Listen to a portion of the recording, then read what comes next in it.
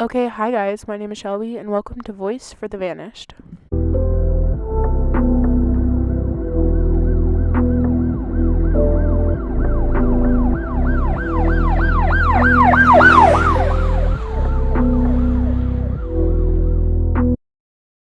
This is 15-year-old Isis Dresser. She is from the Chula Vista area, which is in San Diego County, California. And originally, they thought that she did go missing with a friend of hers, and I'm still unsure if she did go missing with a friend. But some of the first articles surrounding her disappearance did mention a friend, but more of the recent articles don't mention that friend. And when I search that friend's name alone, I can't really find sole articles on her. I can only find sole articles on ISIS. I can't find whether she's been found or she's still connected to this case, so I don't want to put misinformation out there. That is just all I know. Authorities say that Isis was last seen Monday near a Home Depot store on the East Lake Parkway in the Chula Vista area. She is just 15 years old once again, and she has not been seen or heard from since Monday, February 17th at around 5 p.m. I don't have much information on her as a person and surrounding her disappearance, but as you guys know, I am from the San Diego area. So any case that comes out of here, I really want to cover as soon as I can just because I feel close to the case.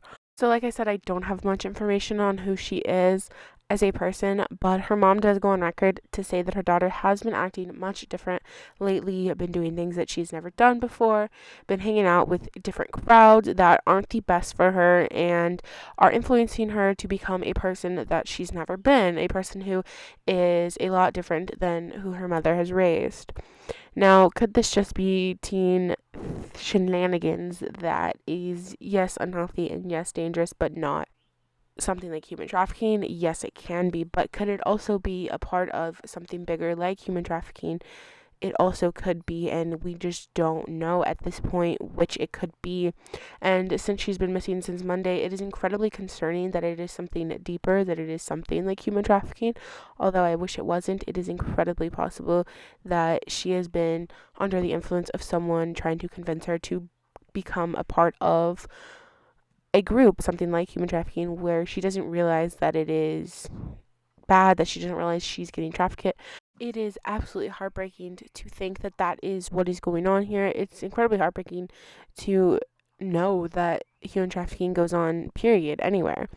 And I'm going to link a video I did speaking about another case, and I kind of go into more details on human trafficking and tips for teens, for teen girls, especially to stay safe, for parents, for everyone who could possibly be affected by human trafficking. The police so far in this case have not confirmed whether she is a part of something like that. I just want to clarify that. They do not know where she's at. There has not been enough details on her disappearance yet to say that she is a part of something like that. I just want to fully clarify that. Um, but a lot of people online do speculate that that is incredibly possible, which I fully agree with, and I do want to share this information. But again, just not confirmed that she is a part of something like this.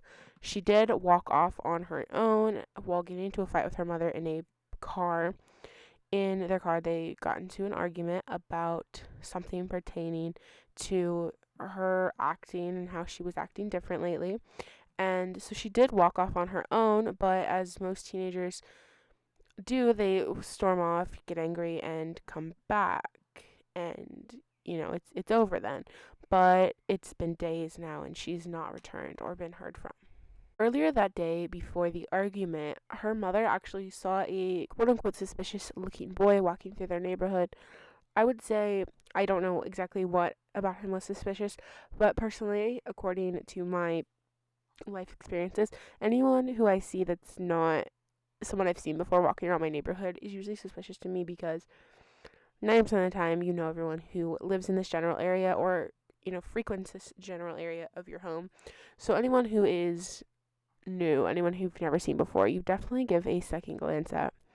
And apparently, her mother walked up to this boy and asked him, who he was and what he was doing here. And he told her that he was coming to smoke weed with a friend.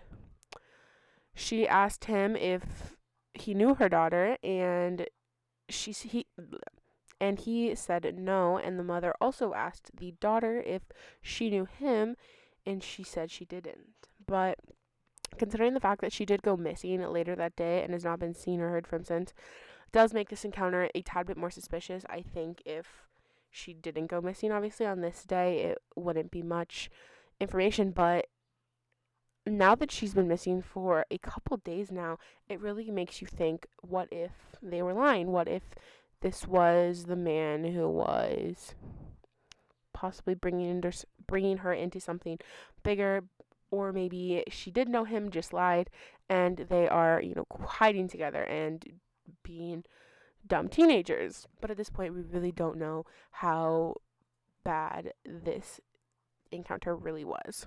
My best interest is always for the child, and I do not judge someone based on their choices, especially a young child who is only 15 years old, on the decisions that they're making in life, because everyone makes mistakes, everyone makes dumb choices, especially ones that they later regret. And no one's choices should define whether we should help them when they go missing or not. Everyone deserves help, and everyone who goes missing deserves someone to talk about them, someone to share their story, and to share their picture. Now, physically describing her, she has long golden brown hair that goes all the way down to her waist. Her skin is fair, and she has green eyes. She is about 5'4". Please share her face and share her story. We are still in the first days since she went missing, and getting her face and story out there as soon as possible is really going to help spread awareness that she is missing and bring her home safely. Now, of course, you guys don't have to share my video. Just sharing her face, sharing her story, any part of her story that you want to share is incredibly encouraged. And as I always ask you guys, I don't care who you believe in, or what you don't believe in. Please send prayers, good thoughts, good vibes, strength, hope, love, anything good. ISIS's way and ISIS's family's way. I can't imagine what they're going through right now. And all I can do is spread awareness and pray that she is home safely and incredibly soon. And if you guys haven't already, please hit the subscribe button down below. It is a really easy and free way to help me out and allows me to make content like this and share people's stories who deserve to have their stories talked about for a very long time. I love you guys, and I'll see you in the next case. Bye.